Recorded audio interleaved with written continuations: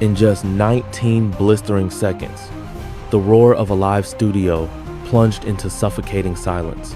40 million Americans watched in shock as Jasmine Crockett slammed a photo onto the desk.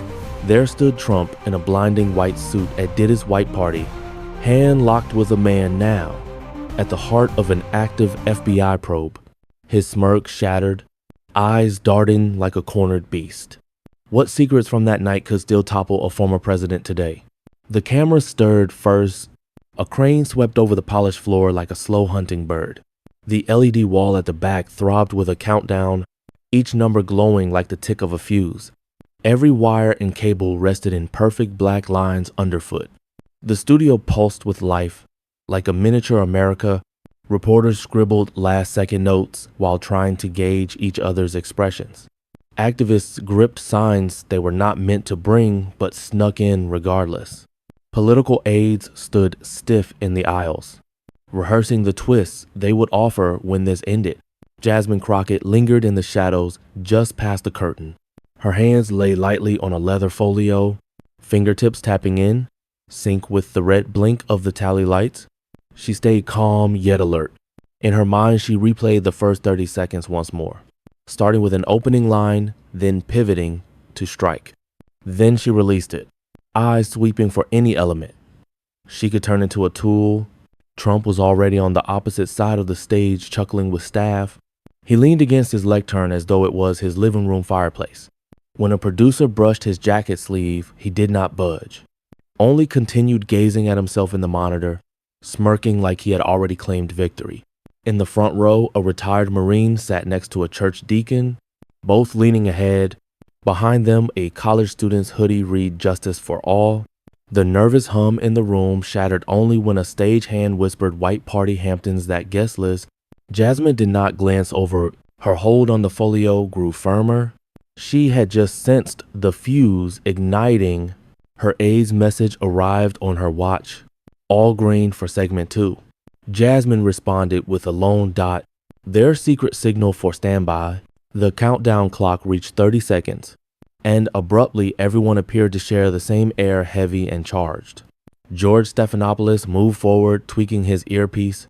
His tone felt warm yet cutting, the voice of someone accustomed to guiding the rhythm of a nationwide discussion.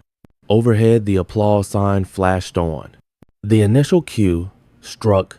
Royal blue light flooded the stage. In kitchens and bars nationwide, television volumes rose a level. The theme music burst out, refined and rehearsed, and the red camera light glowed constant. Trump advanced with chin high, absorbing the clap of hands. He looked left and right like a king, acknowledging his court. The smirk remained set. Jasmine entered her spot without a sound. She offered no smile, no nod. She simply observed the quiet between them, keen enough to slice the clamor. And in that quiet, the phrase "white party" echoed like a fuse, softly burning towards something much larger. The warmth from the stage lights clung to the air as the moderator leaned in. His voice, sleek but piercing, cut through the studio's low hum. First question: immigration policy. Cameras swung to Trump, already tilting forward with the casual strut of a man who thought the stage was his alone. He dove into his reply like a performer, hand cutting the air tone, climbing and falling, as if rallying a crowd at one of his events. America, he proclaimed, cannot endure if we allow folks to flood in like water through a cracked dam. He faced Jasmine, halting for impact, and allowed a slight smirk to slip across his face. This congresswoman is too gentle, too innocent. She believes embraces and optimism will halt crime. A wave of chuckles spread through sections of the audience, not boisterous, but sufficient for cameras to spot grinning faces. One man in a red tie nodded in agreement, while a woman in the front row bit her lip, uncertain about applauding. Near the rear, a college student in a denim jacket rolled her eyes so intensely you could nearly hear it. Jasmine did not hurry to reply. She allowed the words to linger long enough for Trump to believe he had triumphed. Then she tilted and gazed firm. Mr. Trump, facts are not gentle, and some facts like those you celebrated with endure forever. A subtle change rippled through the room, the sort that causes folks to sit taller instinctively. Jasmine started calmly, nearly in chat. laying out figures the group was not used to hearing from a debate platform. Arrest rates in immigrant areas below the country average billions in taxes given each year. Thousands of small companies created from pure determination and restless nights. Her words drew the camera lens into homes and kitchens distant from the studio. She portrayed a farm worker's rough hands stacking fresh goods onto trucks headed for American meals, a nurse once without papers now handling double shifts in an ICU, a soldier born abroad laid to rest beneath the flag he vowed to defend. Some in the audience nodded without noticing. Others folded their arms, standing firm. The division showed clear, nearly like a line cutting straight through the group. Every camera handler knew to record both sides, the belief and the opposition in ideal opposition. Trump shook his head, interrupting. That is very touching, very charming, but it is not practical. His cutoff faded when she met his eyes and spoke once more, voice strong. Practical is grasping that fear does not keep us secure. Truth does. For an instant, the studio was utterly motionless. No coughs, no paper shuffling, just the hushed strain of two clashing powers, neither ready to retreat. Even Trump wavered before reclining into his chair as though thrown off equilibrium. The moderator cleared his throat, advanced to the following question. And the debate proceeded, but Jasmine's focus was already moving. Her hand grazed the side of the bag at her podium, sensing the folder within simple, unmarked save for a lone white sticker. A prompt she held not for the lenses, but for herself. No one else saw, not the helpers in the wings, not the makers behind the glass, but Jasmine knew what lay there, and she knew precisely when it would count. In her thoughts, the idea was stable and sure. Tonight is not merely about rules, it is about truth. Trump continued speaking, certain he still held the advantage, never grasping the true battle had not yet launched. The lights appeared warmer now. Or perhaps it was simply how Trump leaned ahead, grinning like a guy who believed the match was already his. He angled his head, examining her attire from top to bottom. "Oh, nice jacket," he stated, voice dripping with ridicule. "Guess they do not compensate you much in Congress." Some in the audience snickered, others scowled, detecting the jab had overstepped. Trump did not halt there. In your profession, adorable talks, but no genuine outcomes. His hands extended broad as if speaking to a throng of thousands. Not the lady seated 6 feet distant. Jasmine did not snap back immediately. She permitted the quiet to dangle heavy and awkward. You could nearly sense the buzz of the cameras awaiting her words. Trump adjusted in his seat, the grin diminishing just sufficient to observe. When she at last leaned ahead, her voice was steady, but the borders were keen. "If you wish to discuss who grasps America, let's discuss the folks you associate with," the studio responded before Trump could. A low murmur flowed through the crowd like the initial gust prior to a storm. Heads pivoted. The moderator glanced amid them, sensing something was about to break. Trump blinked, pretending bewilderment. "I have no clue what you are referring to," he remarked, but his smile did not fully reach his eyes. Jasmine angled her head, examining him like a chess expert before the decisive move. "Do not fret," she said gently. "We will arrive there. The Hamptons always return around." Her fingers grazed the folder at her side, the one containing the photo. Not revealing it yet, simply allowing the notion to simmer. Trump attempted to chuckle it away, but it emerged weak. He grasped for his water, the camera seizing that glimmer in his eyes. Then she leaned in once more, voice hushed. "You recall the Hamptons, do you not? The White Party, and who stood beside you that evening?" The words struck like a falling glass. The response was immediate. Whispers, elevated brows, even a few gasps. Someone in the third row murmured, "Oh no," she did not loud enough for a mic to grab. For a brief instant, Trump's face revealed him, just a glimmer, the jaw firming the eyes, contracting before snapping back into that public facade. But the camera seized it. They always do. Jasmine did not urge further. "Not yet," she reclined, allowing the strain to simmer. "It is amusing," she said, her eyes fixed on his. "How a solitary evening from years past can still cause the most influential man in the room to recoil." The moderator wavered before advancing. The crowd was humming now, their focus adhered to every spasm and blink. And somewhere, millions of viewers at home tilted nearer to their screens, replaying that small instant frame by frame, because now the query was not about rules. It was about something else, something greater. Why does a solitary evening from years past still cause the most influential man in the room to recoil? Trump's smirk had not completely recovered when Jasmine tilted in again. Her tone was relaxed, nearly playful, but her gaze pinned him to his seat. You know, the Hamptons, the white suits, the guest list. You likely wish you could revise. The air in the studio altered instantly. People were not merely observing anymore. They were tilting forward, breath suspended, eager for whatever was next. Even the stage lights appeared to burn warmer, as if they sensed something major was about to occur.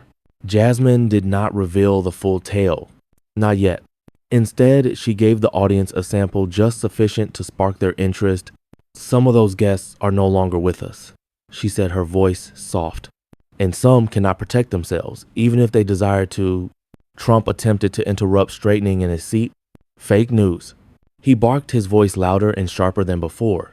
The words cracked through the microphone, but instead of silencing her, they only made the room tilt in closer. George Stephanopoulos raised his hands like a referee, flashing a professional grin. Let us stick to the matters, he said calmly, though. Under the desk, his fingers sent a quick signal to the producer. Stay on this line. Behind the camera, staff scrambled to capture every reaction, every change in tone. Trump kept speaking, repeating fake over and over, his pitch rising with each word. It was the repetition of a man trying to persuade himself. Jasmine sat still, observing him the way a poker player watches a tell, waiting for the ideal moment to advance. I am just saying, she began, slow and deliberate. The company you keep reveals a lot about the kind of leader you are. Her words were calculated, but the challenge in her tone was clear. Across the audience, heads turned, whispers buzzed, and a few mouths hung open. George's eyes darted to the control room. This was gold. The director's voice came through his earpiece. Do not move off this. The debate had stopped being about immigration policy. It was now a battle over truth, image, and secrets too dangerous to name outright. Trump jabbed a finger toward Jasmine, his face tight. You are lying. You do not know what you are talking about. But his shifting posture, the twitch at the corner of his jaw, betrayed something his words could not hide. The cameras caught it all in brutal high definition. Jasmine let a faint smile curl at the corner of her lips. Maybe I do not, she said, softly leaning back as if she had already won. Or maybe I know exactly what I am talking about. The crowd erupted with gasps, uneasy laughter, and murmured speculation. George tried again to move them along, his voice steady but betraying the thrill of live drama. All right, let us get back on track, he said, but no one in the room or watching at home wanted to. Jasmine had only given them the scent of something bigger, and now the hunt for the truth had begun. Miles away from the blinding lights of the studio, Marcus Shade Johnson sat slouched on a leather couch in his Brooklyn apartment. The glow from the television flickered across his face, his gold chain catching the light every time he shifted. As soon as Jasmine mentioned the white party, he sat upright, his eyes narrowing like a man seeing a ghost from his past. He did not hesitate. He grabbed his phone, thumbs moving fast over the screen. I was there that night. Call me if you need me. The message shot through the ether, landing in the hands of Jasmine's aide like a lifeline dropped in the middle of a storm. In the studio, the first commercial break hit. The audience buzzed, some leaning toward each other to whisper theories, others simply staring at Jasmine as if she just cracked open a safe on live television. The lights dimmed slightly, but the tension in the air did not fade. It shifted, coiling tighter, ready to spring. Jasmine's aide slipped between camera cables and stagehands, phone in hand. She leaned down to whisper in Jasmine's ear, her tone urgent but controlled. Shade says he was there. He is ready to back you. Jasmine's eyes lit up, not in surprise but in recognition. Her shoulders loosened, her spine straightened. That single piece of news was like slipping a new bullet into the chamber. She did not just have her own truth anymore. Now she had a witness, one the public would believe, one who could turn rumor into undeniable fact. Across the stage, Trump was not smiling anymore. He leaned over the edge of his podium, craning his neck toward a man in the front row, his lawyer stone-faced in a navy suit. The two exchanged a look that spoke volumes. The kind of look you only give when you are planning damage control before the damage is even done. The lawyer leaned back in his seat, murmuring just loud enough for Trump to hear. Trump's jaw clenched, his fingers drummed on the podium in a steady, anxious beat. This was not the swagger of a man in control. This was the twitch of someone who just realized the ground under him might give way. Jasmine stayed quiet during the break, sipping from her water bottle, but her mind was racing. Shay's text meant the story she had been holding back could suddenly take a whole new shape. It was not just her word against his anymore. It could become a chorus. From the control room, the producers watched both of them like hawks. Every shift in posture, every whisper, every glance, it was all potential gold for the broadcast. They knew the second the cameras came back, the energy in the room was going to explode. And as the floor manager counted down from 10, Jasmine's lips curved into the faintest smile. She was not just walking back into a debate. She was walking into a fight she now knew she could win. The red tally light on the main camera blinked awake, and the hum of the studio swelled like a storm building offshore. The commercial break was over, but the electricity in the air felt different. Now, charged, unpredictable. Trump leaned into his mic with a measured inhale voice, thick with that faux calm he used when trying to seize control. "Let us talk about the economy," he said, his tone slow and deliberate, as if dragging the debate into safer waters by sheer force of will. But Jasmine did not move, did not even blink. "We will get to the economy," she said, each word crisp and cutting. "But first, let us finish that night in the Hamptons." It was not a request. It was a command cloaked in velvet, and the weight of it made a ripple through the crowd. The audience shifted. Backbones, straightened legs, uncrossed 100 pairs of eyes, narrowing in unison. On the press row, reporters snapped their attention upward, fingers already clattering against keys. Laptops lit the dim corners of the stage as tweets began to fly. Crockett confronts Trump on mysterious Hamptons night. Hashtags were born before Trump could even lift his chin. He forced a chuckle low and brittle. "More fake news," he muttered, but the mic betrayed him, catching the dryness in his throat. His eyes betrayed him too, flicking from Jasmine to the cameras to the front row where his lawyer sat stiff as stone. Jasmine tilted her head slightly, studying him like a chess player, deciding whether to make the killing move now or drag it out. "You know," she said, her voice suddenly lighter, almost conversational. "Some people from that night are not here to defend themselves anymore, and others are ready to talk." It landed like a gut punch, dressed as a whisper. A few audience members shifted in their seats, leaning forward just enough to signal they were hooked. Even through the harsh studio lights, the first bead of sweat appeared on Trump's temple, glinting in 4 Kelvin, beamed into millions of living rooms, bars, and airport lounges across the country. George Stephanopoulos, standing just off to the side, gave a subtle hand signal to the camera operators close up on Trump's face. Every twitch, every blink, every drop of sweat was part of the theater now. Trump adjusted his tie just a fraction too quickly. "I do not know what you are talking about," he said. But the confidence was gone. The words were clipped, deliberate, the kind of careful that comes when, one wrong move can set off the blast. Jasmine did not relent. She leaned in elbows on the podium, her voice dropping so the microphones pulled her words closer. "What if the whole country," she said, slowly, eyes locked on him, "could see the one photo you have spent years trying to bury?" The oxygen seemed to thin. A murmur rolled through the audience, like a low tide pulling back before a wave. Somewhere in the crowd, a reporter's pen froze mid-sentence, and for the first time all night, Donald Trump did not have a comeback. The silence after Jasmine's question still hung in the air. When she leaned forward, her voice smooth but carrying the edge of a blade, "Let me paint you a picture." She began, her gaze locked on Trump as if she could see straight through him. "It is the Hamptons. White tents stretching across manicured lawns, champagne towers so tall you had to crane your neck just to see the top. Music spilling into the warm summer air like liquid gold.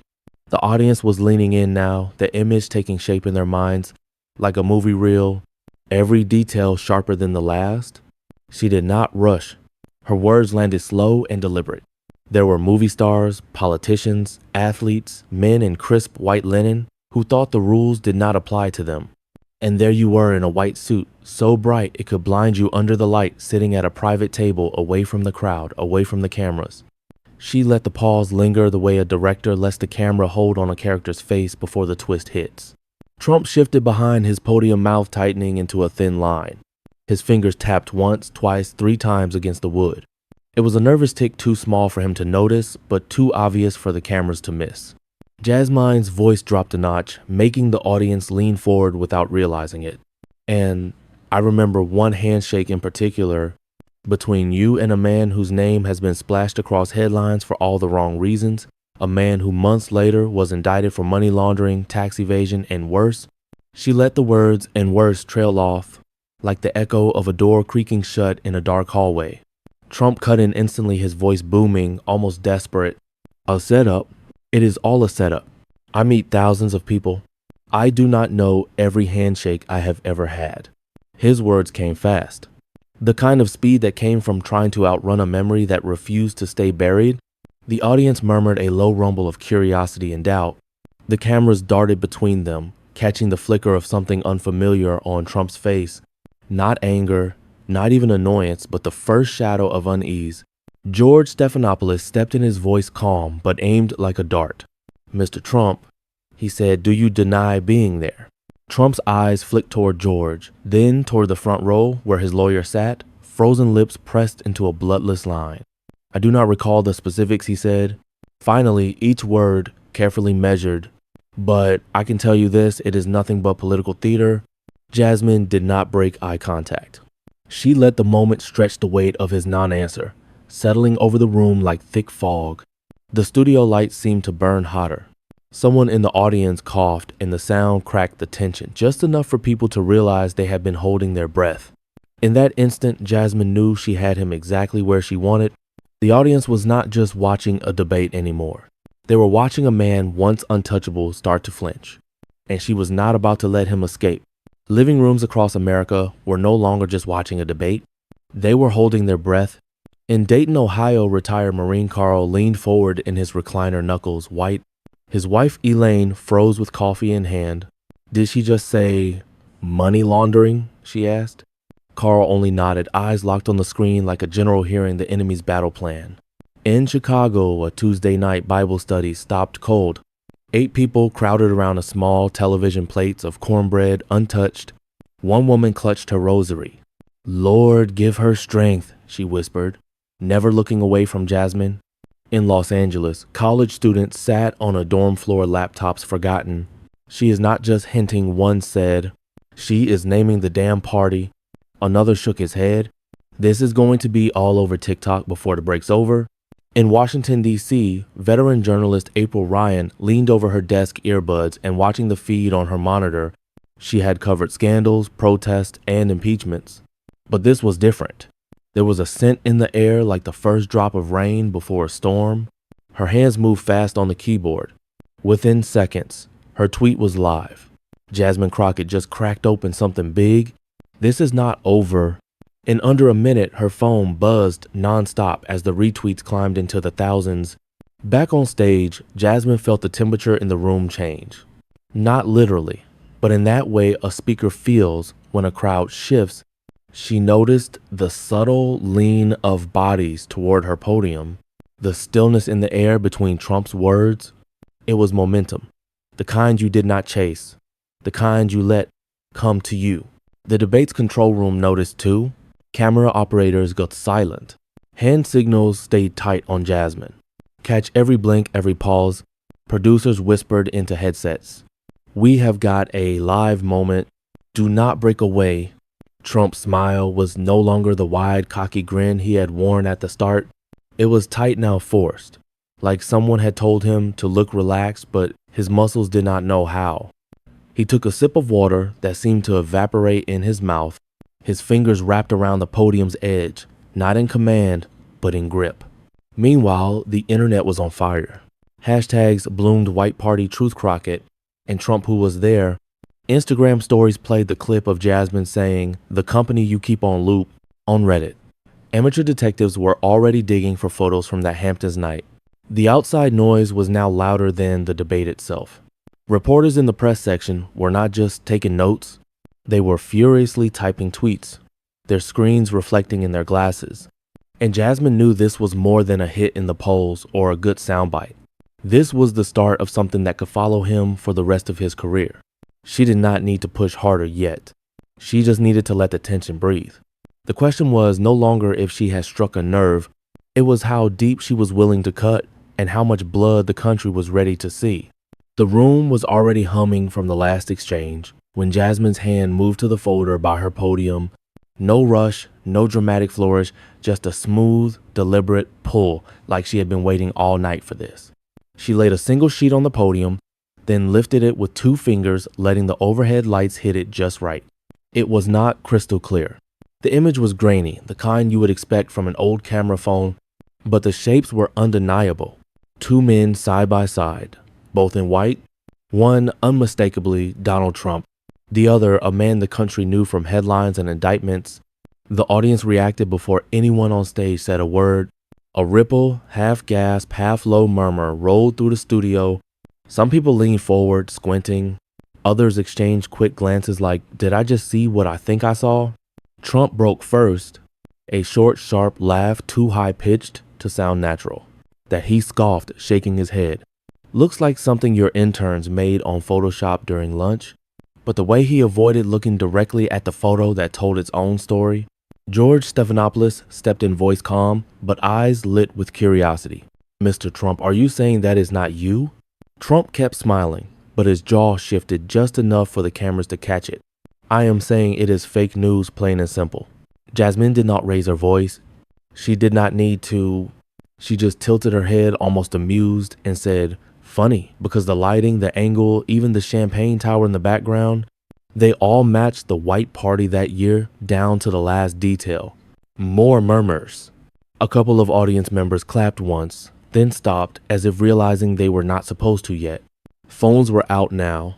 Screens lit the crowd as people tried to snap pictures of the picture. In homes across the country, people were hitting pause and rewind on their DVRs, zooming in, comparing, screenshotting. By the time the control room switched cameras, Twitter was already exploding with side-by-side comparisons from old Getty images.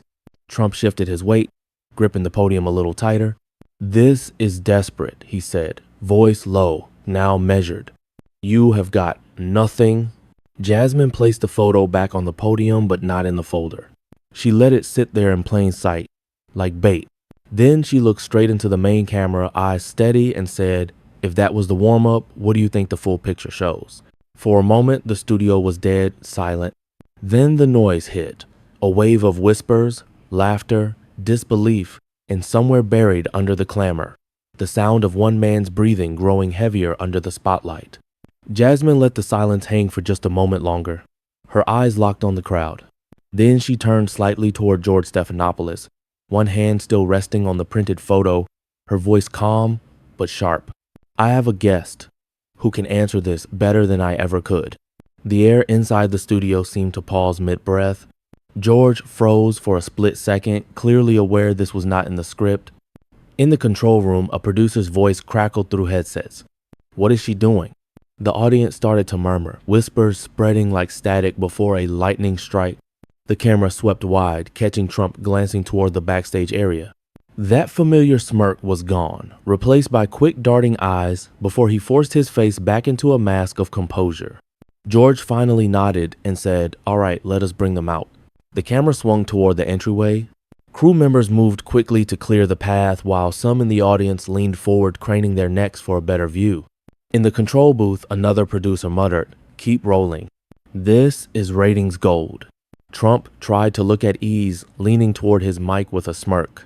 This should be interesting, he said, but his fingers tapped against the podium in an impatient, nervous rhythm. Jasmine stood still, eyes fixed on the entrance, letting the anticipation build like a drawn bow. A figure appeared in the doorway, tall, broad-shouldered, walking with deliberate, steady steps. The lighting caught the outline first, then the face. Gasps and scattered cheers erupted as recognition swept through the room. It was Marcus Shaw Johnson, rapper and activist, the same man who, during the commercial break, had texted Jasmine's aide, I was there that night. Call me if you need me. He did not smile or wave, just walked forward with the gravity of someone carrying a truth too heavy to keep hidden. Trump's jaw tightened, a subtle clench that the 4 Kelvin camera did not miss. George raised his voice. Marcus Johnson. Were you at the white party in the Hamptons that year? Marcus nodded slowly. Front row, he said. then turned his gaze directly at Trump. And I remember exactly who I saw. The studio seemed to freeze. The hum of whispers stopped. Dozens of phones lifted into the air to capture the moment. Trump laughed suddenly, the sound sharp and just a little too loud. "Oh, here we go," he said. But the laugh did not mask it. Everyone in the room could hear the slight strain in his voice, and everyone could see it. The studio doors opened again. This time, the figure was smaller, moving with quiet confidence. She wore a simple black dress, her hair pulled back, and in her right hand, something no one expected, a scuffed vintage camera. George's voice carried over the sudden hush. "This is Tasha Green," he said, former event staffer at the White Party. The name did not ring bells for everyone, but her presence commanded attention. She did not fidget, did not look nervous. Her eyes stayed fixed on Trump. Trump's expression shifted, first confusion, then a forced grin. "Never heard of her," he said with a laugh that did not quite land, but his gaze dropped to the camera she was holding, and for a fraction of a second his smirk faltered. Tasha stepped to the microphone. Her voice was calm, almost steady enough to sound rehearsed, but there was weight under every word. "I worked that party," she said. "I saw things I was told to forget. And I did not." A ripple ran through the audience, low murmurs, shifting in seats. Tasha held up the camera, turning it so the lights caught its worn metal edges. "I took something that night," she continued, "something the public's never seen." The control room went into overdrive, producers barking orders. "Zoom in on the camera." The red tally light on the main camera flared, catching every scratch and dent on the relic in her hand. Trump leaned into his mic voice, dripping sarcasm. "Oh, here we go. A publicity stunt, probably a prop." He waved a hand dismissively, but his eyes never left the camera. Tasha's lips curved into the faintest smile. "This is not a stunt, Mr. Trump. This is history." She rested the camera gently on the podium beside her, as if placing a loaded weapon within arm's reach. And you know exactly why the room felt tighter. Now, air, heavier. You could almost hear the heartbeat of the nation watching through their screens. Marcus Shaw Johnson shifted his weight beside Jasmine, arms crossed, eyes locked on Trump like a man watching a chess opponent run out of moves. Jasmine did not speak. She did not need to. Her silence was a spotlight, letting the tension grow, letting the audience's imagination do the work. George broke in his voice carefully neutral, but his eyes sparkling with the thrill of live television. "Tasha, are you saying you have photographic evidence from that night?" "Yes," she said simply, "and I am ready to share it if the truth is still welcome here." Trump chuckled again, this time louder, but the sound was brittle. "Fake news, fabricated garbage. You people will believe anything," but there was a twitch in his jaw, the kind you get when you see the first crack in the wall you have been building for years. And as the camera cut to a close-up of Tasha's hand resting on the vintage camera, one thought burned in the minds of millions watching at home. What could be on that roll of film that made the most powerful man in the room look? Afraid, Tasha did not rush. She opened her bag with the care of someone defusing a bomb. From inside, she pulled out a sealed envelope, thick, stiff, and heavier than paper should be. The audience leaned in without meaning to. She walked toward Jasmine. Their eyes met for just a second. No words, but the exchange said everything. "This is the moment." Jasmine took the envelope, tore it open, and then with the steadiness of someone who knew the world was about to change, she slid out a glossy, high-resolution photo. Gasps started before the image even hit the screen. The control room did not hesitate. 2 seconds later, it filled the giant display behind them. There it was, crystal clear. Donald Trump in a white suit hand-clasped with a man the news had plastered on headlines months ago, now sitting in federal custody for money laundering. And over Trump's, shoulder blurred but unmistakable, was Sean Diddy Combs, mid-laugh holding a glass of champagne. The studio erupted. A few in the crowd clapped, like they had been waiting years for this. Others gasped so loud it echoed into the mics. Someone in the back muttered, "Oh my God," just before a dozen reporters began hammering their phones. Trump's reaction was instant, a strained laugh, shaking his head. "This is ridiculous. That is nothing. I take pictures with thousands of people." But his smile did not match his eyes, and the cameras caught that too. Jasmine did not look at him.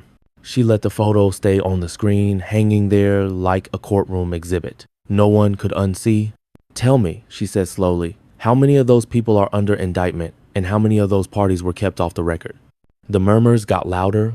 Twitter was already exploding. George Stephanopoulos tried to cut in, but Jasmine kept going. You called it fake news, she said, eyes still locked on Trump. But there is the suit, the handshake, the company you kept. Tasha stayed silent at the edge of the stage, arms crossed, watching it all. She knew this was only the opening shot. The real ammunition was still in her possession. Trump opened his mouth, but no words came. The audience was no longer looking at him. They were staring at the image behind him, dissecting every pixel like a crime scene. And in that moment, the story stopped being about immigration policy or economics. It was about a single night in the Hamptons, and the people who wanted it buried. Jasmine finally turned to face the crowd.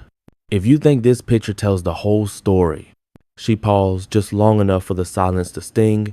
You have not seen anything yet.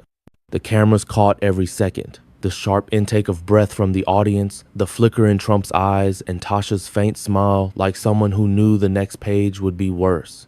Because if this was the warm-up, what would the main act do? Trump leaned forward like a boxer coming off the ropes. His voice was sharp, his words fast. This is political theater, he said, jabbing the air toward Jasmine. You have got some random event worker making up stories. This is pathetic. He did not stop there. He turned toward the cameras as if addressing the nation. This is why America's in trouble. Lies, smears, and cheap tricks. She has got nothing real. His hand chopped the air for emphasis, but the edge in his tone betrayed more than confidence.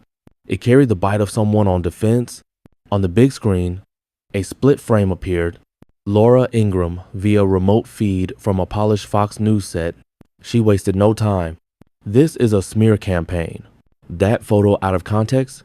That so-called witness, probably looking for fame in a book deal.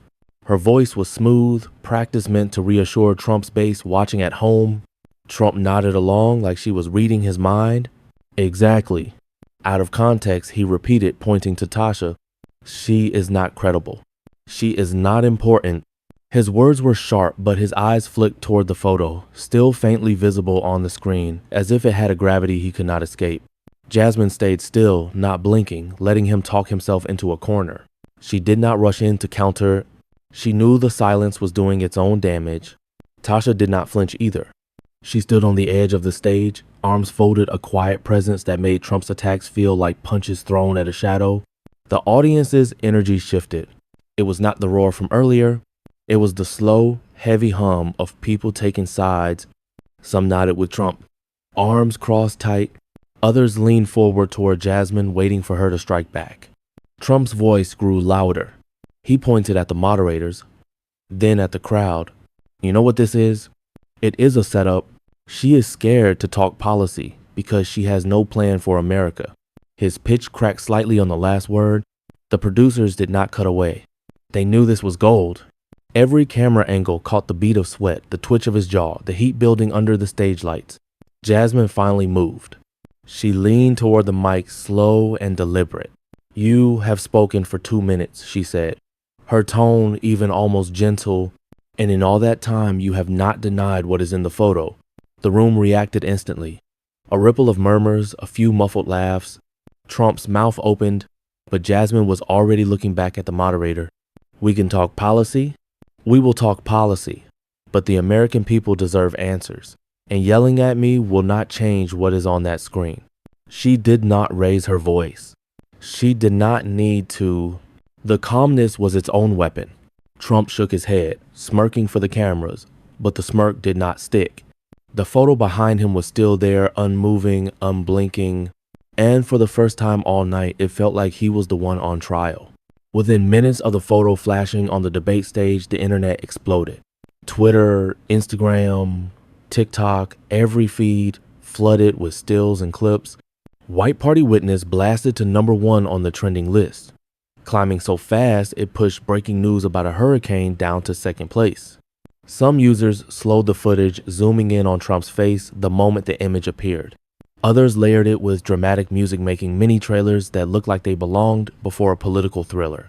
Every loop, every repost, every meme made the moment feel bigger than the debate itself.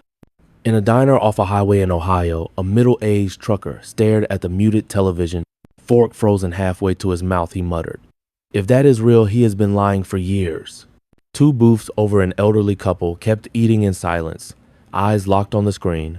Thousands of miles away in a Miami co-working space, a young businesswoman shook her head.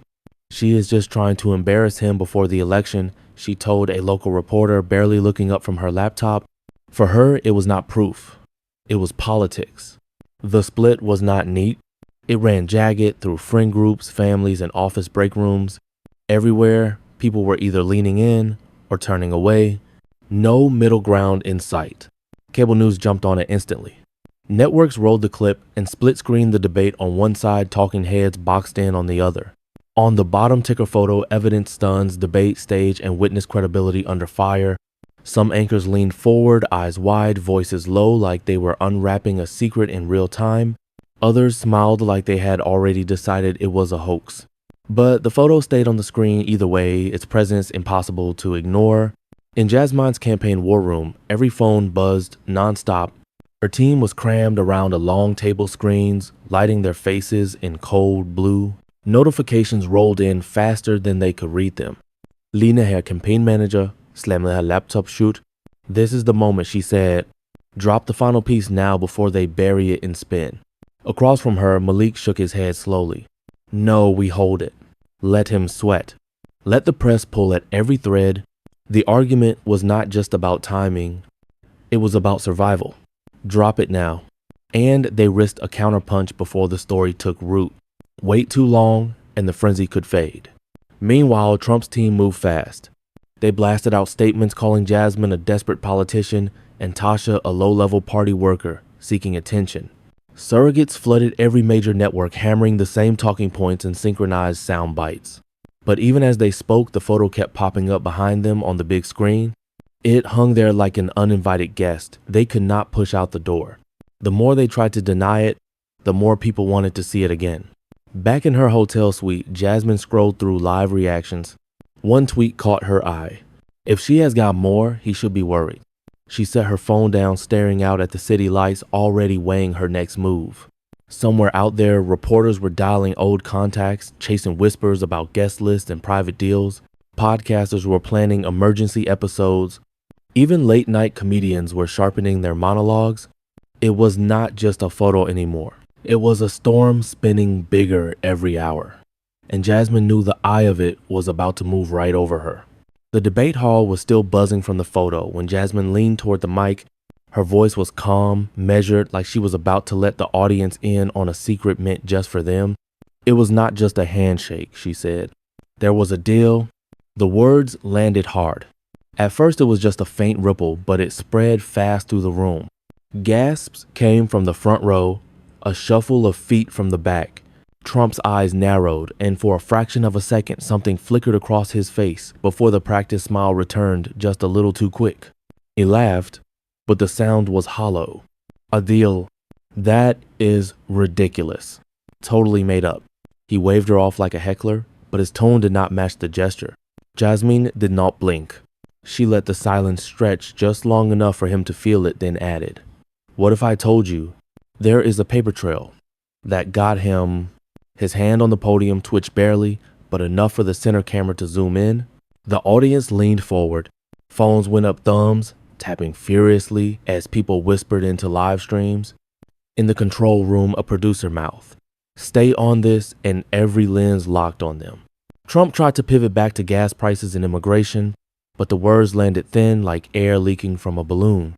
Jasmine kept circling, never letting him get far from that night. People forget, cameras were not the only thing at that party. She said, her head tilting slightly. There were contracts, signatures, things that do not just vanish.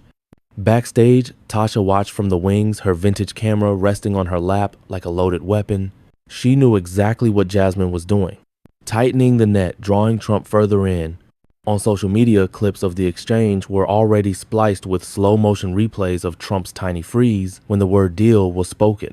Hashtags multiplied, deal or no deal. Hampton's handshake paper trail. Trump's jaw clenched. "I have never seen anything like what you are talking about. You are making up fairy tales." The bluster was still there, but the edge in his voice was sharper now, almost pleading beneath the surface. Jasmine allowed herself a small, almost invisible smile. She did not push further yet, but turned to face the camera directly. What if she said, her tone low and deliberate?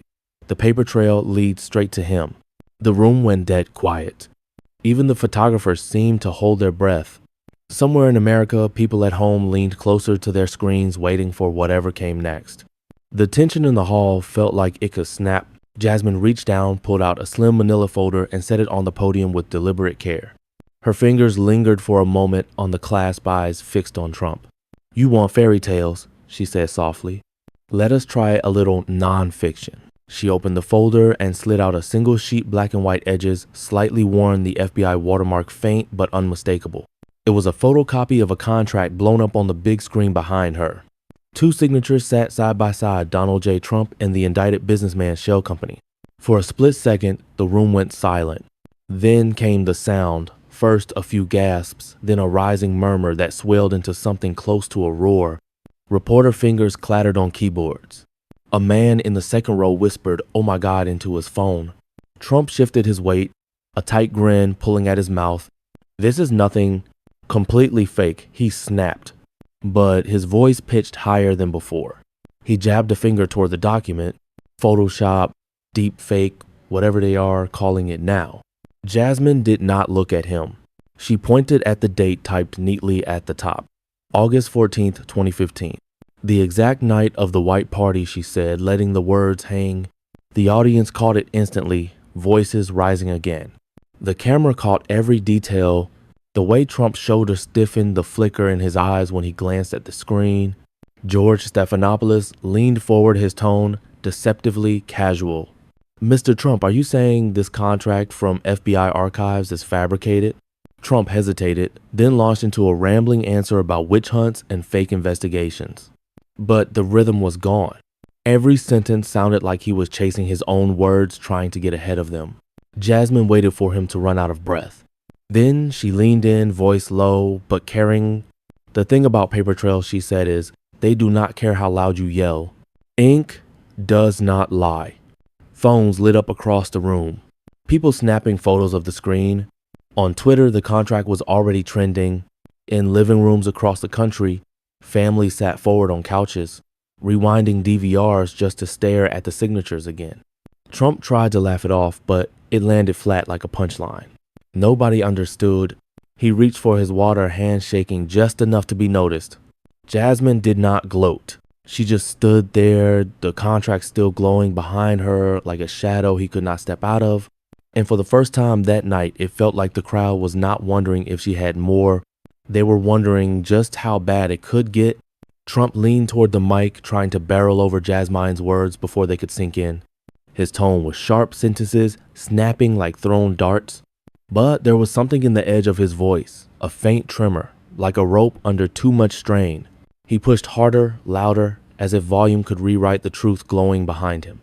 The big screen loomed over both of them, the FBI contract blown up in unforgiving high resolution. Every letter was crisp. Every curve of ink from the pen matched the way he had signed his name for decades. There was nowhere for the eye to escape. And then, mid-sentence, it happened. His throat caught a crack in the sound. It was subtle, but it cut through the room like the first pop of a breaking glass. Stephanopoulos did not waste the moment. He leaned forward, tone stripped of all filler. "Mr. Trump," he said his words, slow, deliberate, and heavy. "Is this your signature?" It landed like a punch. The studio air thickened instantly, as if every molecule had stopped to listen. Even the low hum of the camera seemed to vanish. Trump froze, the question hanging there like a suspended blade. His gaze did not fall on the paper. Instead, it darted to the front row toward his lawyer, who sat rigid, eyes forward, jaw tight. For the briefest second, it was as if he was searching for a signal. His lips parted, closed, parted again, but nothing came. Jasmine did not blink. She let the silence stretch every second, wrapping tighter around him. The audience was leaning forward, necks craning, waiting for a single word that might save or damn him. The contract on the big screen seemed to grow larger with the pause. The signature in black ink almost pulsing under the hot studio lights. Somewhere in the gallery, a cough cut through the tension. Finally, Trump cleared his throat, forced a laugh that landed flat. "It is ridiculous," he said, waving one hand. "Anyone could fake that," but the timing was off. The pause had already been seen, felt, and burned into memory. Reporters in the press row were typing furiously, some already drafting headlines. Trump hesitates on contract question on Twitter. The pause was clipped, slowed down, looped, and captioned in bold red text. Jasmine tilted her head, eyes never leaving him. "You had your chance to say no," she said, voice soft but cutting. It was not a shout.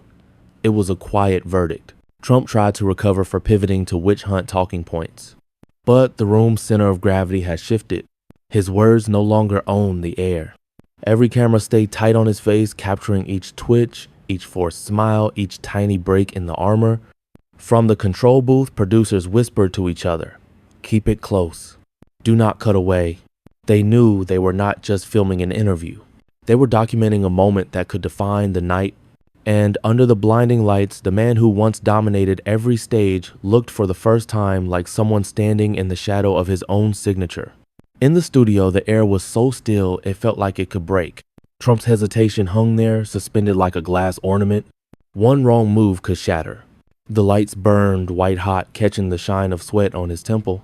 But the real story was already spilling far beyond those walls. In a small town, VFW Hall in Ohio, veterans sat shoulder to shoulder, beers forgotten on the table. One man leaned forward, eyes locked on the television. "That, Paul, that is not a denial," he muttered, his voice low enough to make the others lean in. The younger vet beside him shook his head, muttering, "I have seen that look before, right before someone folds." In Detroit, a single mom had been folding laundry with the news on in the background. When Stephanopoulos asked about the signature, she stopped mid-fold. The shirt slipped from her hands as she whispered, "Lord, he looks cornered," as if saying it any louder might break the spell. Her teenage son peeked around the doorway, drawn in by the tone in her voice. On a college campus in California, students crowded into a dorm lounge. Phones lit the dim room, each one recording the live broadcast. Laughter mixed with disbelief. "He is sweating," one said, pointing at the screen. "He is never that quiet." Another shook her head and replied, "That is not silence. That is panic." Back inside the studio, Trump tried to regain control, his voice rising just a little too fast. His fingers drummed on the desk, sharp and impatient. Jasmine stood still, her silence pulling more eyes toward her than any outburst could. Every second she did not speak made his words sound smaller. In a church basement in Georgia, a Bible study group had turned their folding chairs toward the television. The pastor shook his head, slowly, lips tight. "Truth is a stubborn thing," he said, not looking away from the screen. A woman in the front row crossed her arms and whispered, "It is catching up to him." Social media was a storm. The hashtag White Party contract shot into trending status in under 5 minutes. GIFs of Trump's frozen face looped endlessly side by side, with zoomed-in shots of the contract, his signature circled in bright red. Comment threads turned into battlegrounds, loyalists defending, critics piling on, and the undecided asking the same question, what if it is real? In a packed sports bar in Chicago, the game was gone from the screens. People stood shoulder to shoulder, the earlier roar replaced by tense, quiet. "If this is what they are showing live," one man muttered, leaving the thought unfinished. His friend nodded slowly, his beer untouched. In living rooms, kitchens, break rooms across the country, people leaned closer to their screens subconsciously, like leaning in might help them catch something the rest of the world would miss. The producers in the control room knew they had lightning in a bottle. Every cut was deliberate, close-ups on Trump's jaw, on Jasmine's steady stare, on the glowing contract behind them. The nation was not just watching, they were holding their breath. And somewhere in that collective silence, a single thought started to grow. If this could happen in the open, what was still hiding in the dark? The clip did not just land, it detonated. Within minutes, it was on every major network. The chyron screaming in bold, Trump silent on contract question. The replay looped endlessly, Trump's jaw tightening the camera, zooming in on his signature, and Jasmine holding her gaze steady, like she had been waiting for that exact moment her whole life. In newsrooms from New York to Los Angeles, Producers barked orders to keep it on air. Anchors leaned forward in their chairs, speaking with that measured urgency reserved for political earthquakes. Political analysts drew circles on digital whiteboards, mapping connections between the White Party, the indicted businessman, and Trump's business history. On Fox, his defenders tried to mount a counterattack.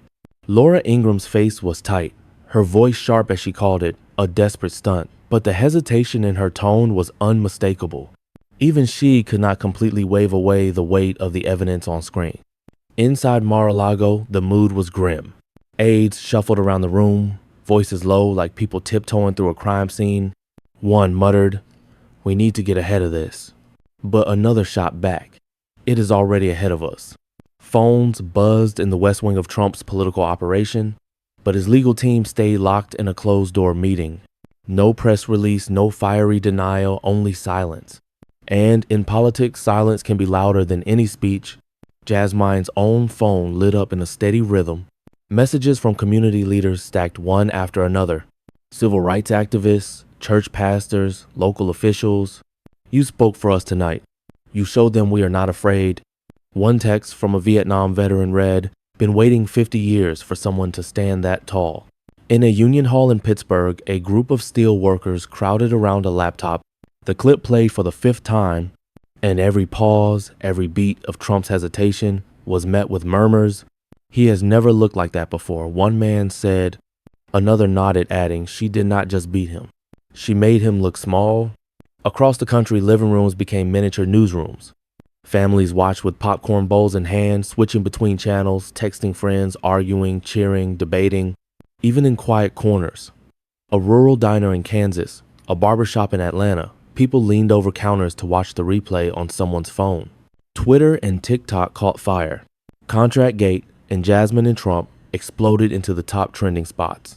Clips were edited with dramatic music subtitles and blazing yellow slow-motion zooms on Trump's face. Late-night comedians got in on it within hours. Jimmy Kimmel called it the pause heard around the world, and Stephen Colbert quipped, "Turns out the one thing Trump will not talk over is his own signature on an FBI file." The audience roared, but underneath the laughter was that electric sense that history had just shifted. Backstage, Jasmine finally sat alone for a moment. The noise of the crowd faded into the background hum of her own heartbeat. Her hands rested loosely in her lap, but her eyes stayed sharp. There was no mistaking it. The night's battle had been won, but the war was far from over.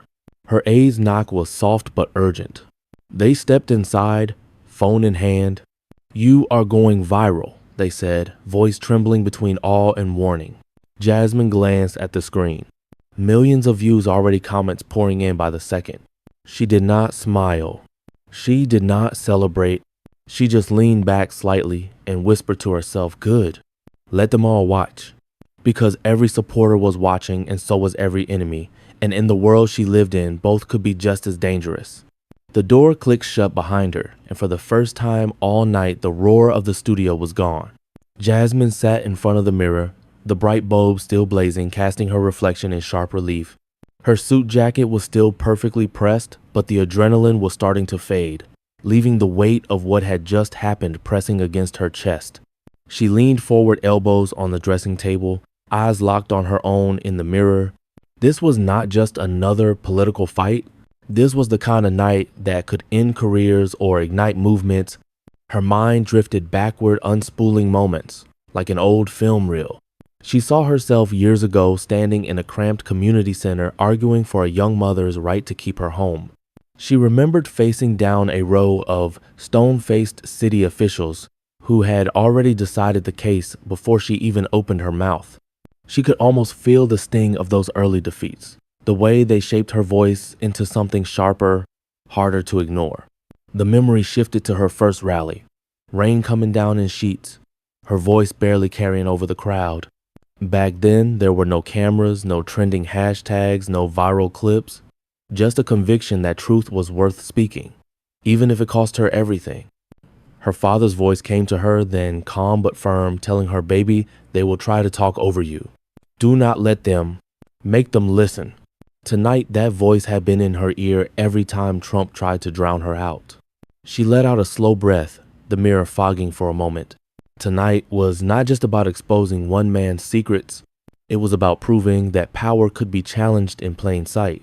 The truth, once spoken, had a way of cutting through noise, slicing straight to the core. Her phone buzzed on the table screen, lighting up with dozens of new messages. One stood out, a text from a woman in Detroit she had never met. "You made me believe in standing up again." Jasmine smiled faintly, a smile carrying both exhaustion and resolve. She was not naive. The storm was only beginning and the pushback would be brutal. But storms were nothing new to her. She knew how to plant her feet when the wind tried to knock her down, how to hold her head high when the sky turned black. She turned off the mirror lights, letting the room fall into a softer glow. One last deep breath and she stood reaching for the door. Out there was the next battle. In here, just for a moment, she allowed herself to feel the victory. The red tally light blinked back to life and the studio air felt electric. Jasmine sat tall, hands folded on the desk, the weight of the evening's revelations hanging in the silence before she spoke. Her voice came low at first, steady and deliberate, as if she wanted every word to hit bone. "Power without accountability," she said, pausing, just long enough for the words to settle, "is a danger to every American." The camera stayed locked on her face. She did not look at Trump, did not glance toward the host. Her gaze was aimed squarely at the millions of people watching at home. It does not matter if you voted for me or against me. It does not matter if we agree on taxes or schools. If we start letting the powerful lie by a different set of rules, the rest of us stop living in a democracy. Her tone sharpened on that last word like a door slamming shut. In living rooms across the country, people leaned in without realizing it. Jasmine let the silence breathe, then leaned forward slightly, her eyes narrowing just enough to feel personal. "If we stay silent when we know the truth," she said, her voice dropping to almost a whisper, "whose side are we really on?" The question did not demand an answer. It planted itself in the gut, heavy and uncomfortable. Trump shifted in his seat, but the cameras were not on him anymore. The host tried to move on, but the moment had already taken hold, stretching beyond the studio walls. Jasmine glanced briefly at the audience, catching the mix of pride and the quiet realization that they had just witnessed something historic. The applause began softly, then swelled until it filled every corner of the room. She rose from her chair slowly, deliberately, the way a fighter does after going all 12 rounds, and knowing she left nothing undone. The lights followed her as she stepped off the stage, past the cameras, past the frantic producers whispering into headsets. Her head was high, her shoulders square. The applause did not fade. It followed her, spilling into the hallway, echoing against the walls like the sound of a promise kept. The last shot lingered on her silhouette as she pushed open the studio doors and disappeared into the night. Out there was the next battle. In here, she had just reminded America what it looked like when someone refused to flinch. Sometimes the greatest power is not in speaking the loudest, but in daring to speak the truth when the whole room wants you silent. In life, there will always come a moment when you must choose between safety and truth. And that moment will define who you are. When it is your turn, will you stay quiet or will you stand? If this story moved, you do not just scroll past it. Share it, like it, and subscribe to Mr. Truth Stories, where silence turns into strength and every voice matters. Hit the bell because the next story might not only reveal the truth, it might reveal something about us. Which moment tonight stayed with you the most? Drop it in the comments. Let us not just watch history happen. Let us be part of it. This dramatized story is inspired by real struggles and real people. All characters and dialogue are fictionalized for commentary and education.